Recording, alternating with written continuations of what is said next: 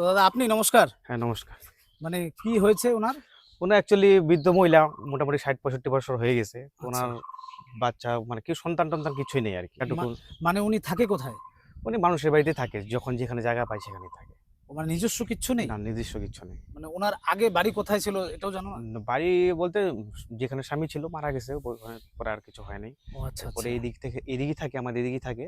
হুম। যার বাড়িতে জায়গায় পারলো, আজকে মনে করো ওর বাড়িতে ২ দিন থাকলো, ওর বাড়িতে ২ দিন থাকলো। এরকম ও করে আচ্ছা এইভাবেই চলছে। এভাবেই চলছে। আচ্ছা চলো দেখি কোনটা বাড়ি চলো। হ্যাঁ, আসো। চলো আগে চলো।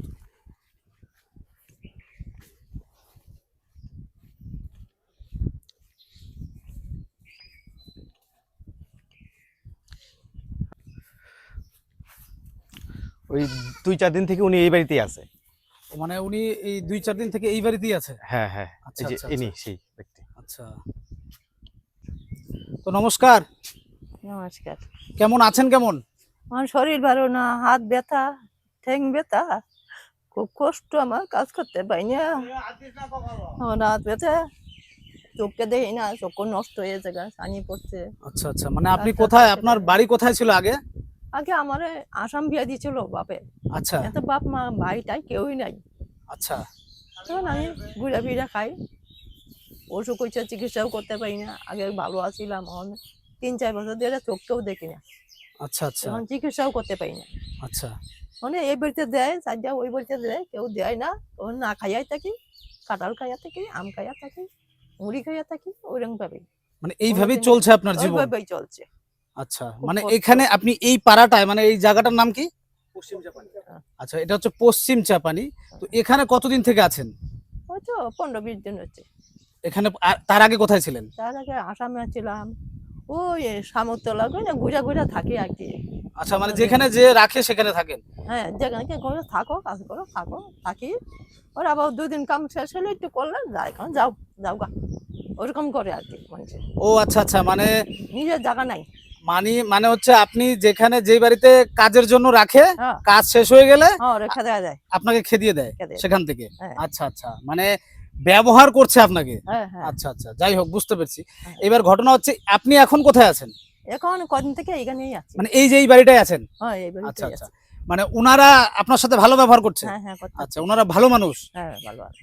এই যে উনি নিজে মুখেই বললো অনেক জায়গায় ছিল, সবাই ওনাকে ব্যবহার করে, কাজ শেষ হয়ে গেলে ওনাকে ভাগিয়ে দেয় সেখান থেকে, কিন্তু আজকে 20-25 দিন থেকে এই বাড়িটাতেই আছে। হ্যাঁ, আজকে হ্যাঁ, ওনারা দয়াবান মানুষ বলে হ্যাঁ, আজকে ওনাকে এইভাবে রাখতে দিয়েছে। রাখতেছে। তো আজকে আমি ধন্যবাদ জানাই এই সমস্ত মানুষকে যারা এভাবে অজানা মানুষকে বাড়িতে রেখে, আদর যত্ন করে রেখে, দুবেলা দুমুঠো খাবার দিয়ে যত্ন সহকারে রাখছে। তো আমি প্রত্যেকের কাছে এই বার্তাটাই পৌঁছাবো যে প্রত্যেকটা এলাকাতেই এরকম অনাথ মানুষ প্রচুর থাকে। তো আপনারাও এরকম সহযোগিতা করবেন। হয়তো ওনার একবেলা দুবেলা খাবারটাই দরকার, হয়তো আপনার বাড়িতে টুকটাক কাজ থাকে, সেটা উনি করতে পারবে। যাই হোক, আপনি কোথায় থাকেন চলুন দেখি আপনার জায়গাটা। ওই যে এখানে আছে। চলো দেখি, চলেন চলেন।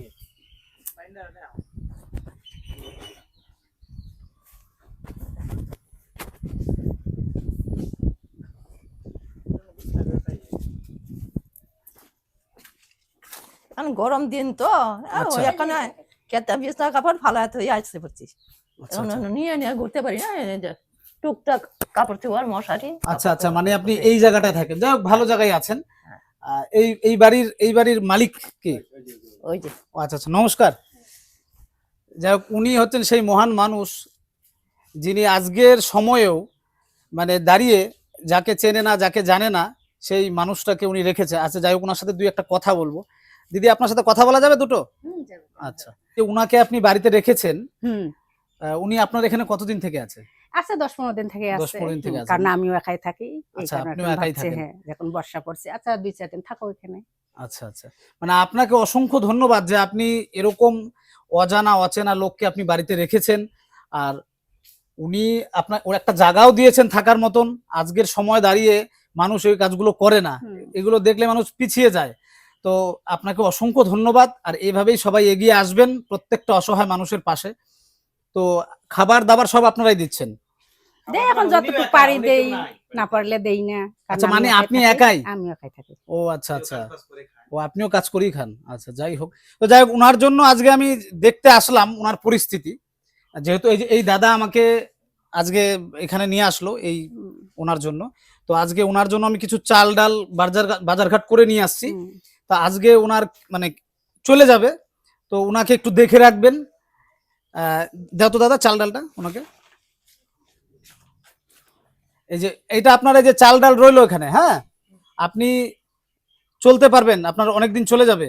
আর আমি দেখছি আপনার জন্য আর কি করা যায়। এখন উনি যখন মনে করে এই বাড়িতে আছে, এই বাড়িতে উনি একা থাকে, আচ্ছা। কোথাও ঘুরতে গেল হ্যাঁ তো দরজা মানে লক করে যাবে, তখন উনি কোথায় থাকবে? বাড়ি ঘর গেট টেট বন্ধ করে যাবে, তখন কোথায় থাকবে? তখন ওনার থাকা মানে কষ্টকর হয়ে দাঁড়ায়।